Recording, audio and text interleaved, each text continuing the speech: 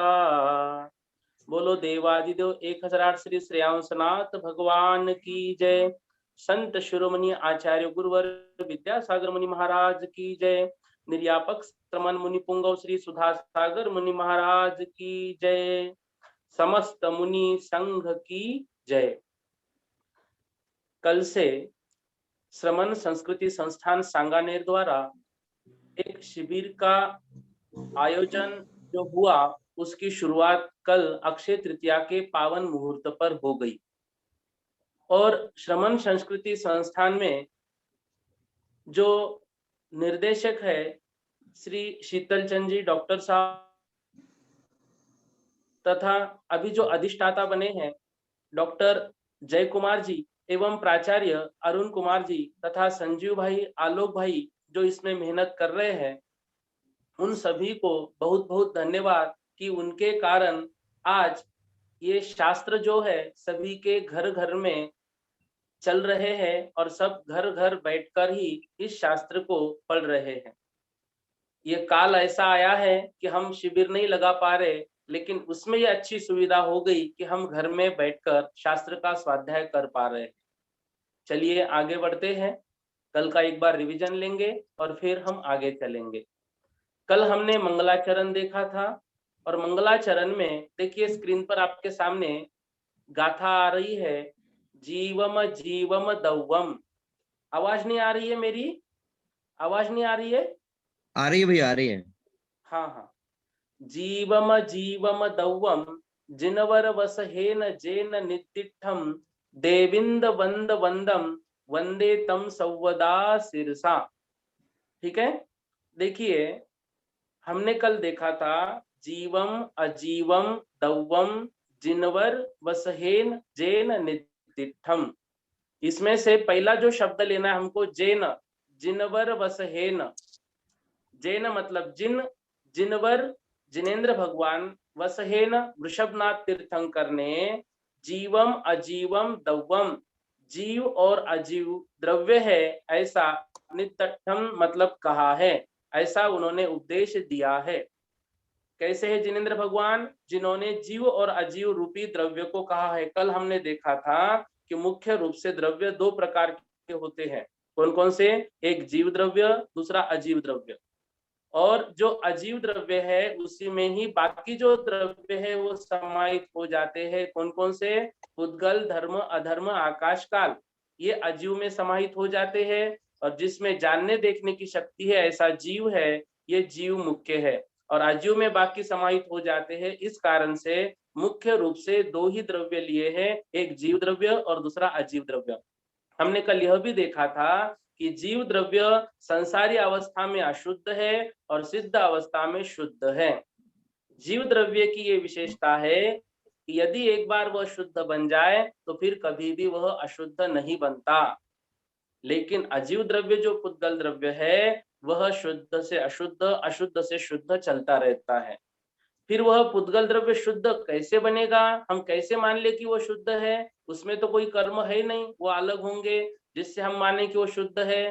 तो हमने यह भी कल देखा था कि अजीव द्रव्य शुद्ध तब माना जाता है जब वह परमाणु रूप में हो, जिसका दूसरा टुकड़ा नहीं हो सकता है। छोटा छोटा छोटा छोटा छोटा एकदम सूक्ष्म परमाणु बन गया, अब उसका दूसरा टुकड़ा नहीं होगा, वही उसका आदि है, वही उसका अंत है, वही डॉट, वही आदि वही अंत, जिसका आदि अंत भी हम नहीं निकाल सकते। ऐसे जब वह पुद्गल बन जाता है, ऐसी अवस्था में जब चला जाता है, तब उसको हम शुद्ध अजीव द्रव्य कहते हैं। यह अजीव द्रव्य अशुद्ध से शुद्ध, शुद्ध से अशुद्ध बन सकता है। इसमें एक विशेष बात हमने ये भी पढ़ी थी कि राजवार्तिककार कहते हैं, राजवार्तिककार कहते हैं कि जो द्रव्य होता है वह अजीव द्रव्य जो होता है, अजीव द्रव्य कैसा? कुछ परमाणु ऐसे हैं कि जो नियम से शुद्ध ही रहेंगे, बहुत काल से शुद्ध है, शुद्ध ही रहेंगे, मतलब जो परमाणु रूप में है वो परमाणु रूप में ही रहेगा। यह राजवार्तिक कार की बात भी हमने समझी थी। ठीक है, यह विशेष बात हो गई। मुख्य रूप से सिर्फ इतना समझना है कि जीव और अजीव दो द्रव्य है। ऐसे जिन जिनेन्द्र भगवान ने उनका वर्णन किया है, वे जिनेन्द्र भगवान कैसे हैं? देविंद इंद वंदम, देव इंद्रों के समूह के द्वारा, देव देव और इंद्र, देविंद से, विंद मतलब समूह, देव और इंद्रों के समूह के द्वारा वंदम मतलब जिनको वंदन किया जाता है हमेशा। देव इंद्र जो होते हैं, मतलब हमने कल समूह देखा था, कौन कौन से इंद्र हमने देखे थे? भवनवासी के इंद्र देखे थे 40, व्यंतरवासी के हमने देखे थे 32, फिर कल्पवासी के हमने देखे थे 24, ज्योतिष्क में एक सूर्य और एक चंद्रमा, इस तरह से बने थे कितने? 98, और फिर एक मनुष्य गति का चक्रवर्ती और तिर्यंच गति का सिंह। इस प्रकार से 100 इंद्र, ये 100 इंद्र हमेशा भगवान के समो शरण में बैठे रहते हैं और नित प्रत भगवान को वंदन करते रहते हैं। ऐसे शतेंद्रों से जो कैसे हैं? शतेंद्रों से जो वंदित है, शतेंद्रों के द्वारा जो पूजित है, ऐसे तम उन भगवान को सर्वदा मतलब हमेशा, आज के लिए नहीं, मेरा काम सिर्फ परीक्षा होने तक नहीं, मैं कुछ घर बांधने तक नहीं, मैं कुछ कार खरीद रहा हूँ कार खरीदने तक नहीं, सर्वदा हमेशा उनको मैं सिर से वंदे वंदन करता हूँ। हमने कल यह भी देखा था कि उनको सिरसा मतलब सिर से नमस्कार क्यों किया? सिरसा मतलब सिर से नमस्कार क्यों किया? सर्वप्रथम तो जो हमारा सिर है वह हमारे शरीर का मुख्य अंग है, तो मुख्य अंग के द्वारा भगवान का नमस्कार हम करेंगे। दूसरी बात, सिरसा इसलिए कहा है क्योंकि सिर से नमस्कार तब होगा जब हमारा मन तैयार होगा। जब वचन से हम कहते हैं ना नमस्कार, तो जब भक्ति से हम करते हैं तो अपने आप सिर झुक जाता है, अपने आप सिर झुक जाता है। तो मन वचन काय से उस नमस्कार को हम मन वचन काय से करें, इसलिए सिर से नमस्कार किया है। किनको नमस्कार किया है? जिनेंद्र भगवान को किया है। कैसे जिनेंद्र भगवान? जीव और अजीव द्रव्य का वर्णन करने वाले हैं। कैसे वर्णन किया उन्होंने जीव और अजीव द्रव्य का? केवल ज्ञान होने के बाद जब उनके समो शरण की रचना हुई तो दिव्य ध्वनि के माध्यम से उन्होंने जीव और अजीव द्रव्य का वर्णन किया। ठीक है, और कैसे वे? और देव इंद्रों के समूह के द्वारा वंदे उनको वंदन किया जाता है। ठीक है, इसके बाद हमने यह भी देखा था कि जो देखो जिन्होंने जिन्होंने इंद्र के नाम नहीं लिखे हैं वो लिख लीजिए। एक गाथा आती है भवनालय 40, मतलब भवन वासियों के 40, विंतर देवान होंति 32, विंतर देवों के 32, फिर कम्मा पर 24, जो कल्पवासी है उनके 24 लिख रहे हो आप, कल्पवासी के 24, चंदो सुरो नरो तिरियो, चंदो सुरो किसके? ज्योतिष के, मतलब एक चंद्र और एक सूर्य, और नरो और तिरो मतलब जो मनुष्य है उसमें चक्रवर्ती और तिर्यंच में एक सिंह। इस प्रकार 100 इंद्र होते हैं। ये 100 इंद्र जिनेंद्र भगवान की हमेशा वंदना करते रहते हैं। किनकी वंदना करते हैं? जिनेंद्र भगवान की वंदना ये 100 इंद्र हमेशा करते ही रहते हैं, और वंदना करने से ही वो परम पद इष्ट पद में स्थित है। कौन? जिनेंद्र भगवान। ठीक है, अब चलिए दूसरी गाथा की तरफ। आज की दूसरी गाथा हम पढ़ेंगे। हाँ, सब लोगों के सामने गाथा है, आप सब लोग अपने घर में बैठे बैठे गाथा का उच्चारण करेंगे। देखो प्राकृत भाषा है और बड़ी सुंदर और सरल भाषा है। ठीक है, अंतिम दो, एक तिर्यंच और एक मनुष्य, तिर्यंच में सिंह और मनुष्य में चक्रवर्ती है, अंतिम दो इंद्र है। आपको जो भी प्रश्न पूछने हैं ना, मैं लास्ट में 5 मिनट आपको दूंगा। ठीक है, चलिए दूसरी गाथा आपके स्क्रीन पर है और आपके सामने पुस्तक है तो पुस्तक पर भी है। ठीक है, हाँ चलिए। जीवो गमो, आप भी बोलिए। जीवो गमो अमुत्तिकर्ता सदेह परिमानो भोक्ता संसारतो सिद्धोसो विश्वसोढगई। बोलिए एक साथ। जीवो गमो अमुत्तिकर्ता सदेह परिमानो भोक्ता संसारस्थो सिद्धोसो विश्वसोढगई। देखिए, अब जीव द्रव्य को आचार्य नेमिचंद्र सिद्धांति देव कितने माध्यम से हमको समझाएंगे उसका वर्णन कर रहे हैं। द्रव्य संग्रह ग्रंथ की ये विशेषता है कि जीव द्रव्य को इन 9 अधिकारों के माध्यम से समझाया गया है। जीव को इन 9 अधिकारों में सिर्फ द्रव्य संग्रह में ही समझाया है, अन्य किसी ग्रंथ में जीव को इतने विशेष रूप से नहीं समझाया गया। इसलिए बड़े ध्यान से इस बात को हमें पढ़ना है। ठीक है, जीवो ओगमो, इसके नीचे जो अर्थ है ना वो अगली गाथा का हुआ है। कल से मैं ध्यान दूंगा, थोड़ा ऊपर नीचे हो गया। ठीक है, आप सिर्फ गाथा पर ध्यान दो। जीवो ओगमो अमुत्ति कत्ता सदेह परिमाणो भोक्ता संसारत्थो सिद्धो सो विश्वसो ढगई। ठीक है, अब उस जीव को आचार्यों ने इस 9 जो बात है, इन 9 बातों में बांटा है। 9 बातें कौन सी है? ये 9 अधिकार है। ठीक है, इन 9 अधिकारों में जीव को बांटा है। कौन कौन से है वो? जीवो जीव है। ठीक है, जीवो जीव है। फिर ओगमो मतलब वह कैसा है? उपयोगमयी है। कैसा है? उपयोगमयी है। फिर अमुत्ति मतलब अमूर्तिक है। ये आत्मा का वर्णन चल रहा है। आत्मा कैसी है? जीव है। आत्मा कैसी है? जीव है। कैसी आत्मा? एक सेकंड। हाँ, आत्मा कैसी है? जीव है। फिर कैसी है? उपयोगमय है। फिर कैसी है? अमुत्ति अमूर्तिक है। कैसी है? अमूर्तिक है। फिर कैसी है? कर्ता करता है। फिर कैसी है? सदेह परिमाणो। कैसी है? सदेह परिमाणो। हाँ, अर्थ तीसरे का आ रहा है गाथा में। आप सिर्फ गाथा पे ध्यान दो, गाथा का अर्थ मत पढ़िए। हाँ, सिर्फ गाथा पे ध्यान दो। जीवो ओगमो अमुत्तिकत्ता सदेह परिमाणो भोक्ता संसारत्तो सिद्धोसो विश्वसो डगई। जीवो जीव कैसा है? उपयोगमय है। अमुत्ति अमूर्तिक है। कर्ता करता है। सदेह परिमाणो अपने देह के परिमाण,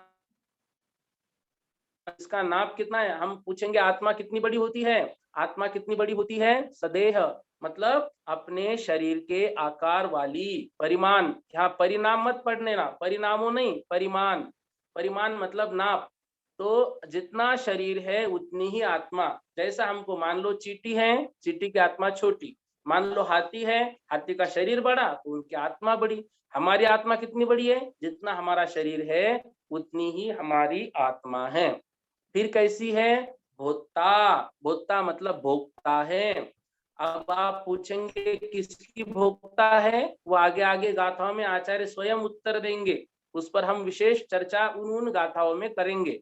ठीक है, भोक्ता भोक्ता है। संसारत्तो कहाँ रहती आत्मा? कहाँ रहती आत्मा? संसारत्तो संसार में स्थित है। ठीक है, देखो कितने हैं?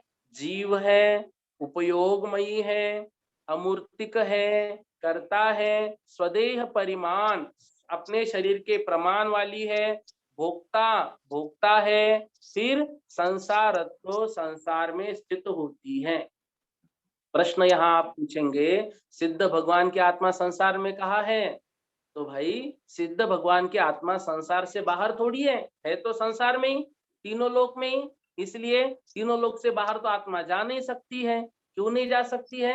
क्योंकि धर्म अधर्म द्रव्य वहां पर नहीं है। ठीक है ना, इसलिए वो संसारत्व आत्मा संसार में ही रहेगी। फिर कैसी है? सिद्धो सिद्ध है, आत्मा सिद्ध है। और विश्रसा उड्ड गई। विश्रसा मतलब उसकी गति कैसी होती है? उड्ड गई, ऊर्ध्व गमन वाली।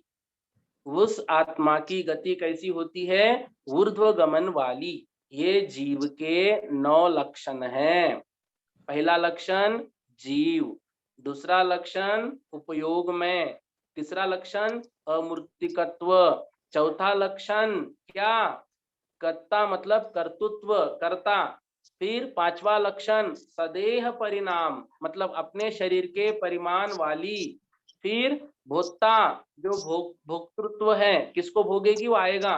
संसारत्व, फिर वो कहाँ रहती है, सातवीं संसारत्व मतलब संसार में स्थित है, संसारत्व संसार में स्थित है। सिद्धो सिद्ध है। और विश्वस, विश्वसा उड्ड गई, विश्रस और उड्ड गई, विश्रस मतलब होता है गति या पहुंचना, उड्ड गई मतलब पहुंचती कैसी है वो, ऊर्ध्वगमन से, हमेशा ऊर्ध्वगमन से वो जाती है। देखिए अब यहाँ पर प्रश्न बनेगा कि फिर हमारी आत्मा तो कभी तिर्यक जाती है, कभी कैसी जाती है, कभी रुजु गति, कभी सीधी जाती है। हमारी तो ऊर्ध्वगमन गति नहीं है, बिल्कुल सही। लेकिन ये हमारी गति आड़ी तिरछी क्यों होती है, क्योंकि हम संसारी है। जैसे ही कर्म से मुक्त हो जाएंगे तब हमारी गति कैसी होगी, ऊर्ध्वगमन वाली।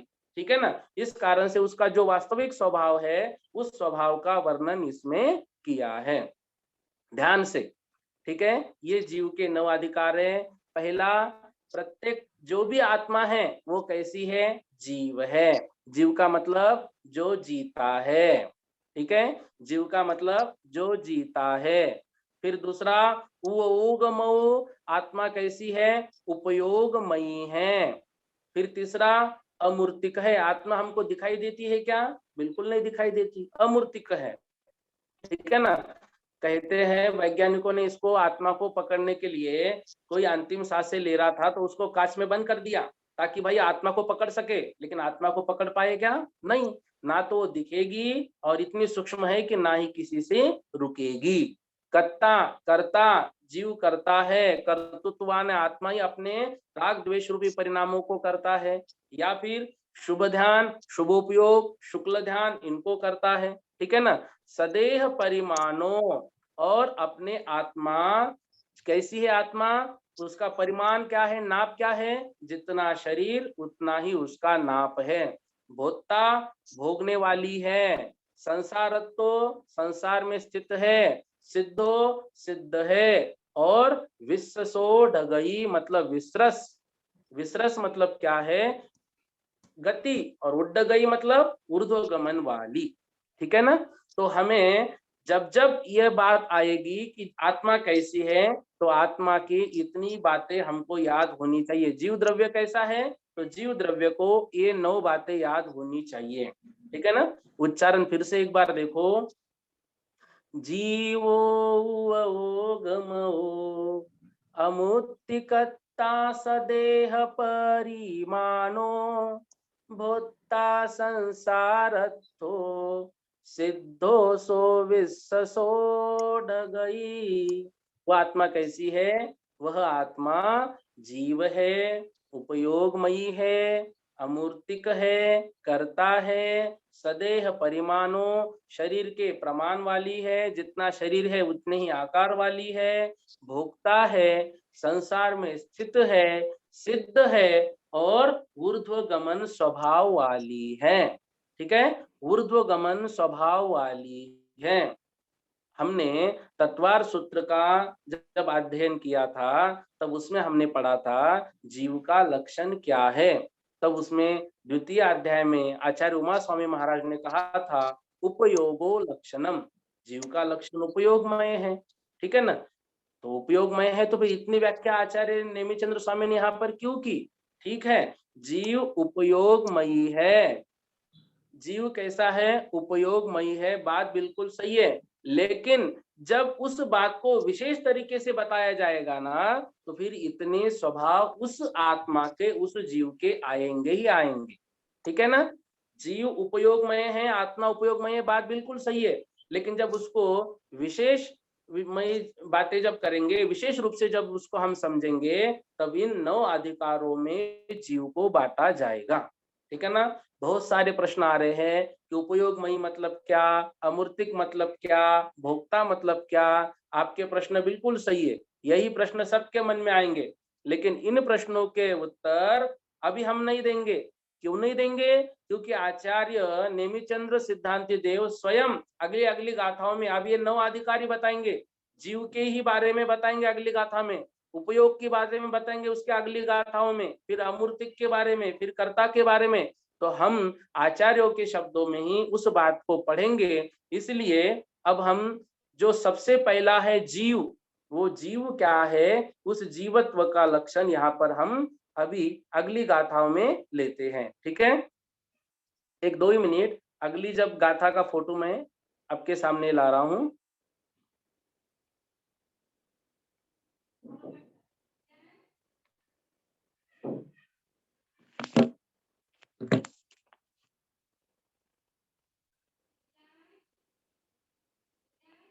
ठीक है, हाँ, सबको अपने स्क्रीन पर गाथा दिख रही है? हाँ, चलिए तीसरी गाथा आपके सामने है स्क्रीन पर, सब लोग मेरे पीछे बोलेंगे। तिक्काले चदुपाणा इंद्रिय बल मावुआनुपानोय व्यवहारा सो जीवो निश्चय नय दो दुचेदना जस। आप बोलिए, अपने अपने घर में बैठकर सब बोलिए। हाँ, तिक्काले चदुपाना इंद्रिय बल माउआन पानोय व्यवहारा सो जीवो निश्चय नय दो दुचेदना जस। कितने सुंदर ये आर्या छंद है, कितने सुंदर तरीके से इसको जब स्वर्गीय पंडित श्री रतनलाल जी बेनाडा जब बोलते थे ना, जब इसको गाते थे तो ऐसा लगता था, सुनने का मन करता था उनसे। ठीक है ना, इसको बहुत अच्छे तर्ज में गाना है।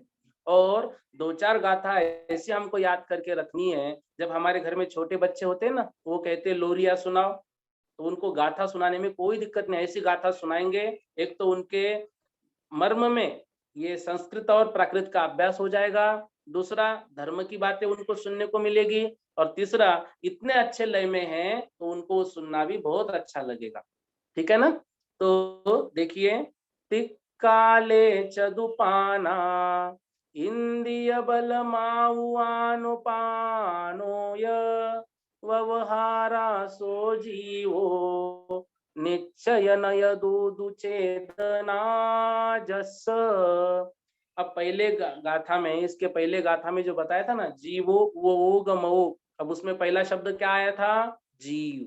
ठीक है ना, अब उस जीव का लक्षण इस गाथा के माध्यम से हमको बता रहे हैं। ठीक है, तिक्काले चदुपाना इंद्रिय बल माऊ आन पानोय।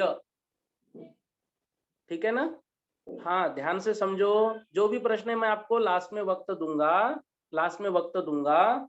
हाँ, तिक्काले चदुपाना इंद्रिय बल माऊ आन पानोय व्यवहारासो जीवो निश्चय नयदूदु चेदना जस। ध्यान से, जीव का लक्षण बता रहे। जीव क्या है? तिक्काले, 3 काल में। तिक्काले, 3 काल में। 3 काल कौन कौन से? भूतकाल जो बीत गया, वर्तमान काल जो चल रहा है, भविष्य काल जो आने वाला है। तो तीनों काल में चदुपाना, 4 प्राण। तिक्काले, तीनों काल में 4 प्राण जिसके पास होते हैं। 4 प्राण कौन से हैं? स्वयं आचार्य उसके उत्तर दे रहे हैं। इंद्रिय बल माऊ जो है ना, बलम आऊ, इंद्रिय बल आऊ आनुपानोय। इंद्रिय बल आयु और आनुपानोय मतलब श्वासोश्वास, यह मतलब और श्वासोश्वास। इंद्रिय बल आयु और श्वासोश्वास, ये 4 प्राण होते हैं। चदुपाना, ये 4 प्राण होते हैं। व्यवहारासो जीवो, वह व्यवहार से जीव है। व्यवहार से जीव किसको कहेंगे? जिसमें 4 प्राण पाए जाते हैं। 4 प्राण कौन कौन से? इंद्रिय बल आयु और श्वासोश्वास। व्यवहारासो जीवो, वह व्यवहार से जीव है। निश्चय नय दूदु चेदना जस, परंतु निश्चय नय से जब वर्णन करेंगे, निश्चय नय, जब हम निश्चय नय से, निश्चय नय दो, निश्चय नय से वर्णन करेंगे चेतना जस, मात्र जिसके पास चेतना होती है, चेतना मतलब चेतना जिसके पास होती है वही जीव है। अब ये व्यवहार ने और निश्चय ने क्या बात आ गई बीच में? देखो, व्यवहार ने जो अशुद्ध अशुद्ध जीव तत्व का वर्णन करता है, निश्चय ने जो शुद्ध जीव तत्व का वर्णन करता है।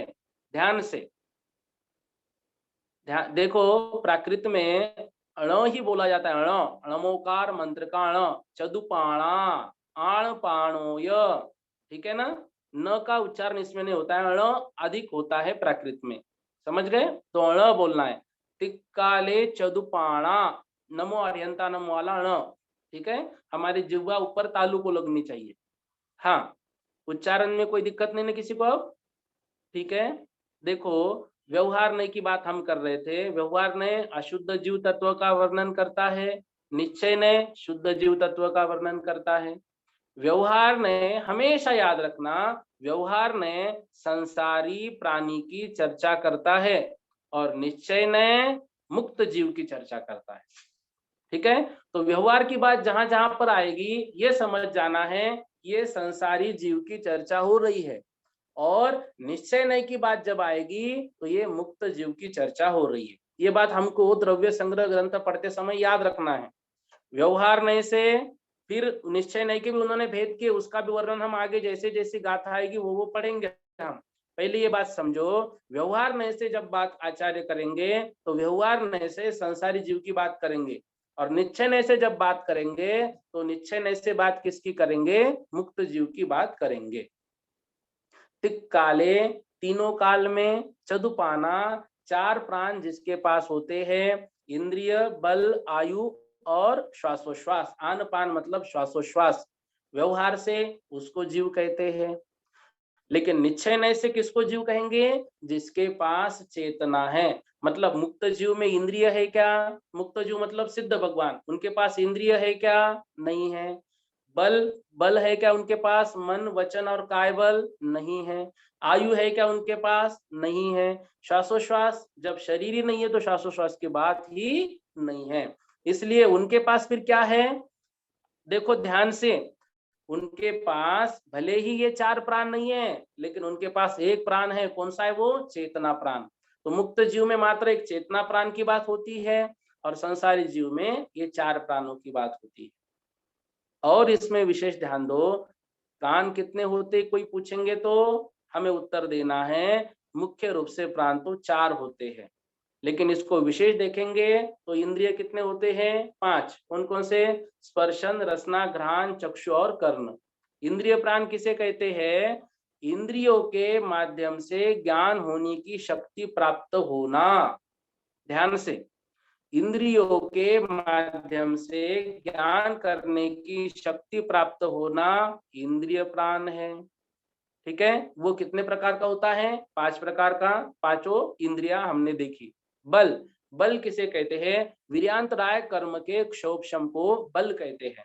ध्यान से, वीर्यांतराय कर्म के क्षोभशम को बल कहते हैं। वो कितने प्रकार का है? तीन प्रकार का, मनोबल, वचन बल, काय बल। ठीक, मनोबल, वचन बल, काय बल। आयु किसे कहते हैं? ये प्रश्न यदि आएगा, आयु किसे कहते हैं? जिसके उदय से जीव का जन्म होता है वो आयु। ध्यान से, जिसके उदय से जन्म होता है और जिसके नाश होने पर मरण हो जाता है उसको आयु कहते हैं। ठीक, जिसके उदय से जन्म होता है और जिसके नाश से मरण प्राप्त होता है उसको आयु कहते हैं। और श्वासोश्वास, श्वासोश्वास मतलब श्वास का लेना और श्वास का बहिर्गमन करना, छोड़ना, उसको हम श्वासोश्वास कहते हैं। श्वास और उच्छ्वास, ठीक है ना? तो इंद्रिय पांच प्रकार के, बल तीन प्रकार के, पांच और तीन कितने हो गए? आठ। हाँ, मनोबल, वचन बल और काय बल। बल का जो व्याख्या है, बल किसे कहते हैं? वीर्यांतराय कर्म के क्षोभशम से। मनोबल, वीर्यांतराय कर्म के क्षोभशम से मनोबल प्राप्त होना, वचन बल प्राप्त होना और काय बल प्राप्त होना। ठीक है ना? ये बल। और आयु, तो 5 इंद्रिय और 3 बल 8 हो गए, एक आयु और एक श्वासोश्वास। इस प्रकार से 10 प्राण होते हैं। प्रश्न आएगा परीक्षा में, प्राण कितने प्रकार के होते हैं? तो आपको लिखना है मुख्य रूप से प्राण 4 प्रकार के होते हैं, इंद्रिय, बल, आयु और श्वासोश्वास। ठीक है ना? परीक्षा मतलब कौन सी? ये परीक्षा हो ना हो, हमें ध्यान में बैठना है रोज 2-4 मिनट। शुरुआत 2-4 मिनट से करनी है, फिर 15 मिनट, फिर आधे घंटा।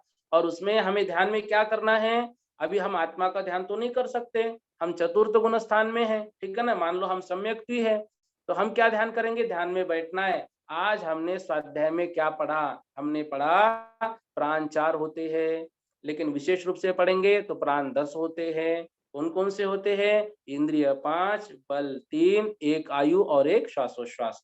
ऐसा हमें चिंतन मनन करना है, ताकि हम बिल्कुल भी जो भी बातें पढ़े हैं उसको हम भूले नहीं। व्यवहारा सो जीवो, वह व्यवहार से जीव है। व्यवहार से वर्णन किसका होता है? संसारी जीव का। तो संसारी जीव कैसा होता है? इन 4 प्राणों से सहित ही होता है, ठीक है? और निश्चय नय से मुक्त जीव का जब हम वर्णन करेंगे, तो जिसके पास मात्र क्या है? चेतना है। क्या है जिसके पास मात्र चेतना है, उसको हम क्या कहते हैं? जीव कहते हैं, ठीक है ना? तो सिद्ध भगवान के पास ये 4 प्राण नहीं है, तो क्या वो मर गए? नहीं, उनके पास तो चेतना प्राण है। लक्षण ही है, जीव का लक्षण क्या है? कभी मरेगा नहीं। जीवो, जीव का मतलब है जो जीता है। लिख लो अपने नोटबुक में, जीव का मतलब क्या है? जो जीता है। जीता था, जीता है, जीता रहेगा, ये जीव का लक्षण है, ठीक है ना? जीता था, जीता है, जीता रहेगा। तो पहले भी जीव जीता था, आज भी जी रहा है, और मुक्त अवस्था में गया तो भी जी रहा है। तो भी सिद्ध भगवान भी जी रहे हैं। कैसे जी रहे हैं? चेतना प्राण के माध्यम से वे जी रहे हैं। फिर हमने देखा वस्तु के अशुद्ध बात को, मतलब हमारे आत्मा के अशुद्ध स्थिति का जो वर्णन करता है, या संसारी जीव का जो वर्णन करता है, या अशुद्ध स्वरूप को जो ग्रहण करता है, उसको हम व्यवहार नहीं कहते हैं। और जो वस्तु के शुद्ध स्वरूप को ग्रहण करता है, उसको हम निश्चय नहीं कहते हैं। फिर हमने देखा प्राण मुख्य रूप से 4 होते हैं, ठीक है? और फिर उसका भेद करेंगे तो प्राण कितने प्रकार के होते हैं? 10 प्रकार के होते हैं। क्लियर हुआ? अब देखो प्रश्न, हमारे कितने प्राण होते हैं? हमारे कितने प्राण होते हैं? तो हम पंचेंद्रिय मनुष्य है और संगी है, तो 5 इंद्रिय हमारे हैं, तीनों बल हमारे हैं, हम जी रहे हैं अभी, तो हमारी आयु भी है और श्वासोश्वास भी चल रहा है। तो हमारे कितने प्राण हैं अभी? 10 प्राण है। कितने प्राण हैं? 10 प्राण है। बहुत बढ़िया। तो हमारे प्राण कितने हैं? हमारे प्राण 10 हैं। एक इंद्रिय जीव के प्राण कितने हैं, ऐसा यदि प्रश्न पूछेंगे, तो देखिए एक इंद्रिय जीव के कितने प्राण? मात्र 4 प्राण। एक इंद्रिय जीव के मात्र 4 प्राण, ठीक है ना? कौन कौन से? एक इंद्रिय, 5 इंद्रियों में से उनके पास कौन सा इंद्रिय रहा?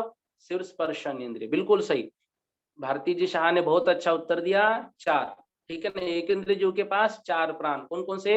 एक स्पर्शन इंद्रिय हुआ, ठीक है ना? उनके पास मनोबल नहीं है, उनके पास वचन बल नहीं है, लेकिन उनके पास काय बल तो है। शरीर है ना, तो काय बल है। तो एक इंद्रिय, एक काय बल, और आयु और श्वासोश्वास है ही। तो इस प्रकार से एक इंद्रिय जीव के पास कितने प्राण हुए? 4 प्राण, ठीक है ना? अब देखिए द्वि इंद्रिय जीव के पास कितने प्राण हुए? 2 इंद्रिय, बिल्कुल सही, 6 प्राण, ठीक है? 6 प्राण हुए। सब लोग बहुत अच्छा उत्तर दे रहे, मतलब आप सभी लोग स्वाध्यायी हैं, बहुत अच्छा। इस तरह से प्रश्नोत्तर करना भी एक स्वाध्याय है, ठीक है ना? तो इसको पृच्छना स्वाध्याय बोलते हैं। तो इसके माध्यम से देखो, 2 इंद्रिय के पास 6 प्राण कौन कौन से हैं? एक स्पर्शन इंद्रिय है, एक रसना इंद्रिय है, 2 इंद्रिय हो गए, ठीक? फिर बल में मनोबल नहीं है, लेकिन वचन बल है, काय बल है, ठीक है ना? तो 2 इंद्रिय, 2 बल, और एक आयु और एक श्वासोश्वास। इस प्रकार से उनके पास 6 प्राण है। फिर 3 इंद्रिय जीव के पास कितने प्राण हुए? इसमें एक इंद्रिय और उनका बढ़ जाएगा, ठीक है ना? 7 प्राण हुए। स्पर्शन, रसना, घ्राण, ये 3 इंद्रिया, वचन बल, काय बल, आयु और श्वासोश्वास। बहुत अच्छा। 4 इंद्रिय जीव के पास कितने प्राण हुए?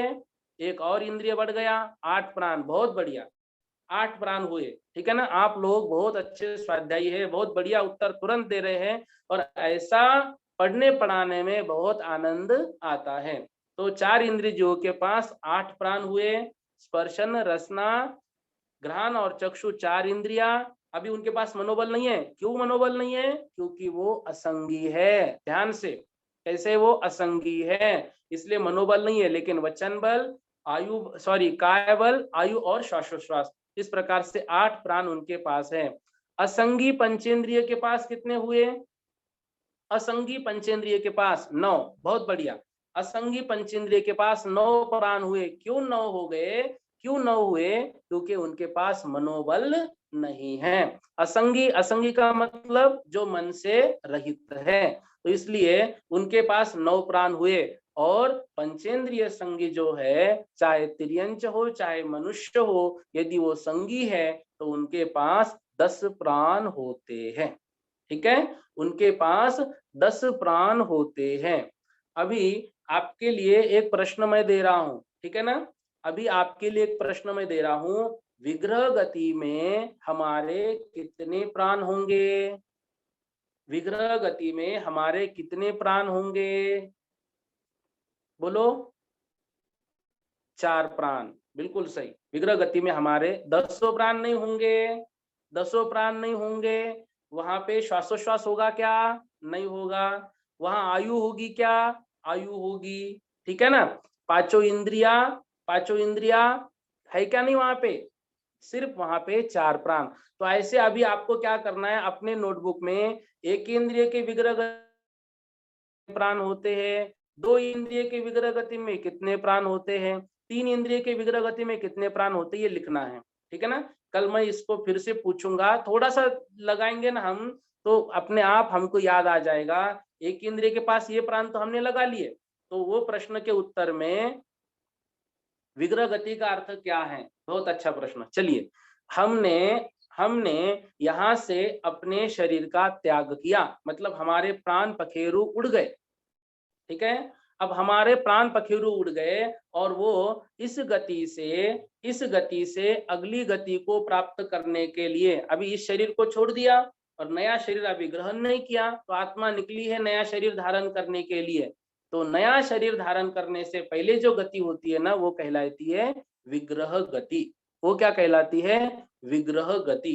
ठीक है, तो इस तरह से हम उस बात को बहुत अच्छी तरह से समझेंगे। आप पहले विग्रह गति की इंद्रिया लगा के देखो, फिर इसको हम और विशेष रूप से कल लेंगे, क्योंकि आपने प्रश्नोत्तर बहुत अच्छे दिए, एक एक इंद्रियों के जवाब आप लोग सभी लोगों ने दिए। तो विग्रह गति को भी हम, आप समझे, विग्रह गति में भी लगाए, फिर हम बात करेंगे। चलो अगली बात हम करते हैं, केवली भगवान के कितने प्राण होते हैं? सोचिए सब लोग, केवली भगवान के कितने प्राण होते हैं? कोई उत्तर देना चाहेगा? 4। जय किशन जी भैया ने दिया है, रक्षित भैया ने दिया है, एक नहीं 4। ठीक है, तो 4 प्राण हैं। 4 प्राण है तो कौन कौन से है केवली भगवान के 4 प्राण? देखो, केवली भगवान के पास क्या पंचेंद्रिय है? केवली भगवान के पास क्या पंचेंद्रिय है? नहीं है। ठीक है, मनोबल है क्या? मन से सोचते हैं क्या वो? नहीं, मन से नहीं सोचते हैं। ठीक है ना? तो 5 इंद्रिय गए। अब मन से वो सोचते नहीं है। वचन उनके पास है क्या? वचन बल है क्या? है ना? है। क्यों है? दिव्य ध्वनि वचनों के माध्यम से तो खिर रही है। दिव्य ध्वनि वचन के माध्यम से तो खिर रही है, इस कारण से उनका वचन बल है। काय बल है क्या? शरीर है। शरीर है, जैसे समोशरण की रचना हो गई, अगले जगह समोशरण लगना है तो उनका शरीर चल रहा है ना, तो शरीर है।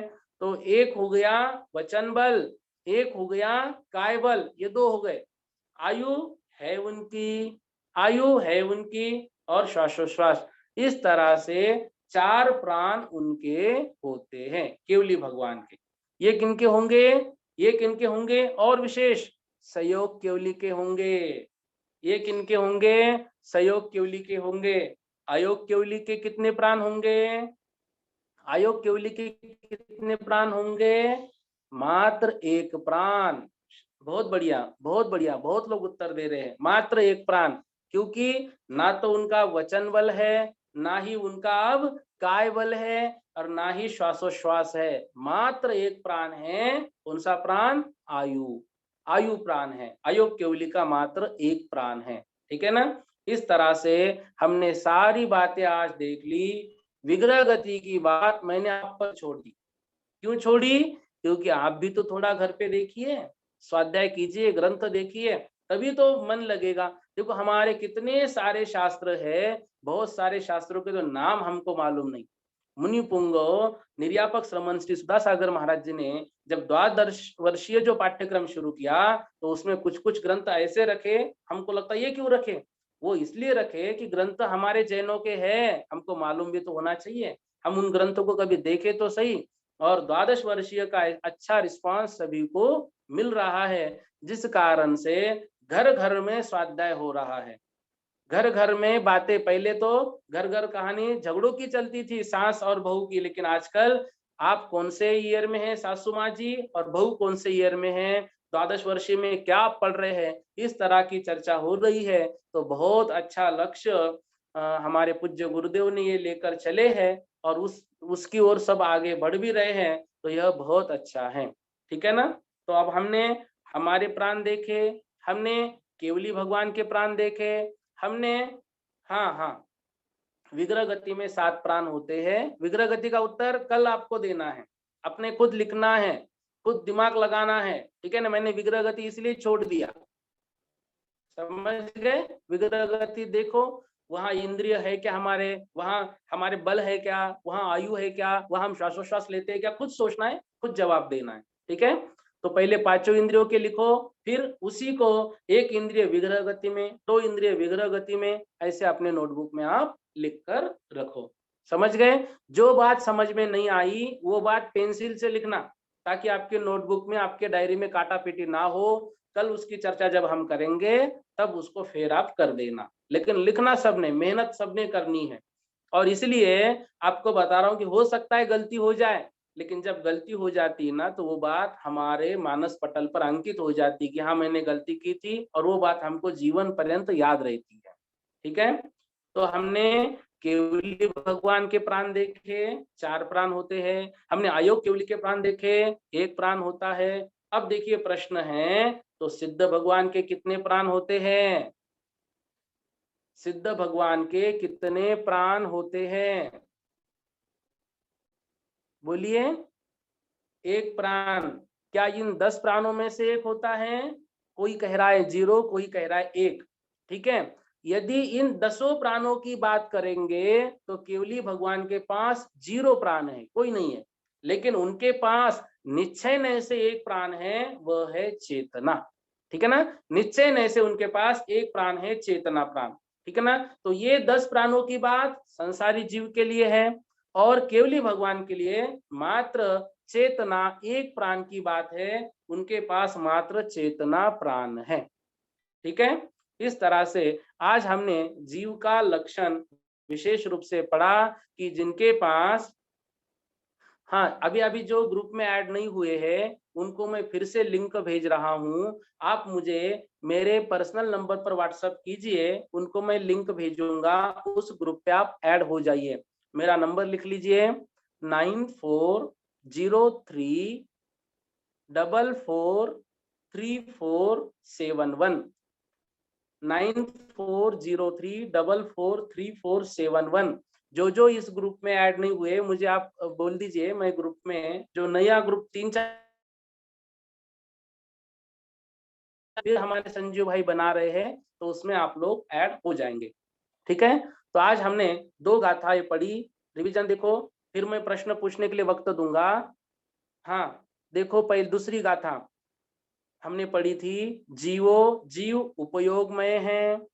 ठीक है? जीव मतलब जीव जो जीता है, दूसरा जो उपयोगमय है, तीसरा जो अमूर्तिक है, चौथा जो करता है, पांचवा सदेह परिमाणों जो अपने शरीर के बराबर आकार वाला है, भोक्ता जो भोगता है, संसारत्थो जो संसार में स्थित है, सिद्ध भगवान भी संसार में स्थित है, और सिद्धो जो सिद्ध है, और जो विसृसा उड्डगई जो ऊर्ध्वगमन स्वभाव वाला है।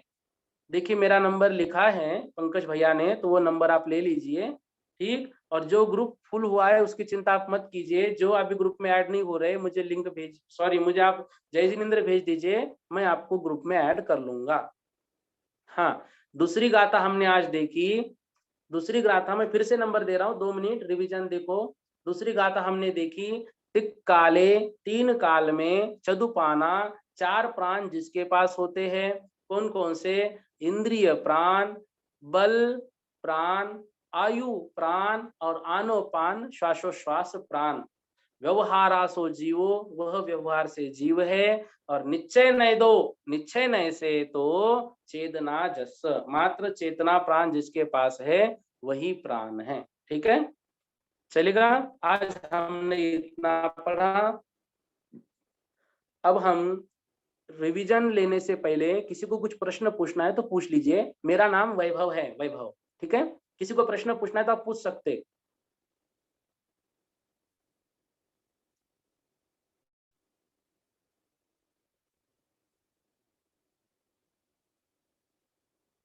एक्चुअली आप लिख कर ही भेज दीजिए प्रश्न, क्योंकि वो अभी मुझे इतना इसमें नहीं समझ रहा कि जिन्होंने रेज हैंड किया है उनको अनम्यूट कैसे करूं। मैं कल थोड़ा समझ लूंगा संजीव भाई से। आप लिखकर प्रश्न भेज सकते हैं। बहुत लोगों ने रेज हैंड किया है लेकिन मुझे अनम्यूट करते नहीं आ रहा है, कुछ तो भी दिक्कत है। हाँ, आगम का मतलब कल अच्छा, कल एक चर्चा हुई थी, आगम का मतलब क्या है। देखो, आगम शब्द अपने आप में एक व्याख्या करता है। आगम, आ मतलब अरिहंत के द्वारा कहा गया, फिर ग मतलब गंधर्वों के द्वारा गुंथा गया, और म मतलब मुनियों के द्वारा लिखा गया। अरिहंत भाषी अर्थम गणहर देवियम गंत्यम सम्मम। ठीक है ना। तो अरिहंतों के द्वारा जो बताया गया है, गंधर्वों के द्वारा जिसको गुंथा गया है, और मुनियों के द्वारा जो लिखा गया है उसको हम आगम कहते हैं। ठीक है। वचन बल से क्या अर्थ है, काय बल से क्या अर्थ है। ठीक है, चलो इन तीनों बलों की बात जो है, आज का समय हो गया, तीनों बलों की व्याख्या और तीनों बलों का कार्य क्या है और तीनों बल की उपयोगिता क्या है, वो हम कल की क्लास में चर्चा करेंगे, विशेष रूप से चर्चा करेंगे। ठीक है। बिना श्वास के आयु कैसे, बिना श्वास के आयु कैसे, किनकी बात हो रही है? अयोग केवली की। अयोग केवली के पास योग ही नहीं है। ठीक है ना। तो अब उनकी आयु कितनी है? ऐ उ रिल री, ये 5 जो स्वर है वो भी ऐसे वचन बल रिद्धिधारी के मुनि महाराज जो अंतर्मुहूर्त मात्र में संपूर्ण द्वादशांक का वर्णन कर सकते, बोल सकते हैं, ऐसे मुनि महाराज को ऐ उ रिल री बोलने में जितना समय लगेगा ना, उतना समय है 14वें गुणस्थान का। कितना समय हो? बहुत कम। तो उसमें श्वासोश्वास की जरूरत है ही नहीं है, वहां सीधा मोक्ष जाने का काम है। इसलिए 14वें गुणस्थान में मात्र आयु एक ही प्राण होता है। ठीक। और जो भी मान लो प्रश्न है, जो भी मान लो आपको लगता है विशेष रूप से समझना है, तो आप मेरा नंबर मैंने आपको दिया है, उसमें टाइप करके भेज दीजिए व्हाट्सएप पे। तो भैया जी तीसरी गाथा, हाँ तीसरी गाथा एक बार फिर से देखो। तिक्काले चदुपाना, 3 काल में जिसके पास 4 प्राण होते हैं, कौन कौन से? इंद्रिय,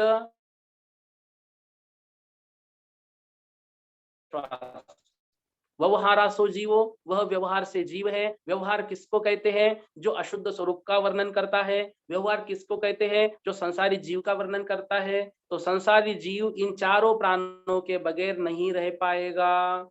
ठीक है, उनके पास चारों प्राण होंगे ही होंगे। इंद्रिय में से कोई एक इंद्रिय होगा, बल में से कोई एक बल होगा, आयु होगी होगी, और श्वासोश्वास होगा ही होगा। ठीक है ना। तो चारों प्राण होंगे ही होंगे।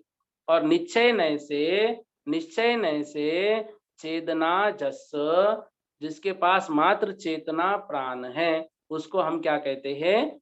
सिद्ध भगवान कहते हैं। नंबर फिर से देखो, 9403443471। ठीक है। आप अपना प्रश्न जो है ना व्हाट्सएप पर लिख के भेज दीजिए, मुझे जैसे ही वक्त मिलता है मैं आपको उसका उत्तर दे दूंगा। कि क्लास का समय हो गया है, अगली कक्षा इसी पर ज्वाइन होने वाले हैं। जिनवानी स्तुति कर लेते हैं, सभी लोग हाथ जोड़ेंगे। जिनवानी स्तुति के बगैर कभी भी जिनवानी छोड़कर जाना नहीं, ठीक है? बोधि समाधि परिणाम विशुद्धि स्वात्मोपलब्धि शिव सौख्य सिद्धि चिंतामणिं चिंतित वस्तु दानिं त्वां वंद्यमानस्य ममास्तु देवी।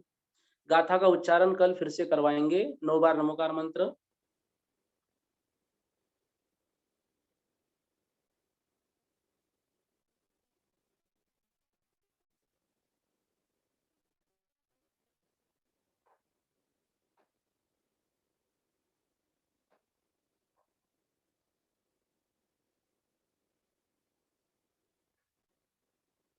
बोलो द्वादशांग जिनवानी माता की जय।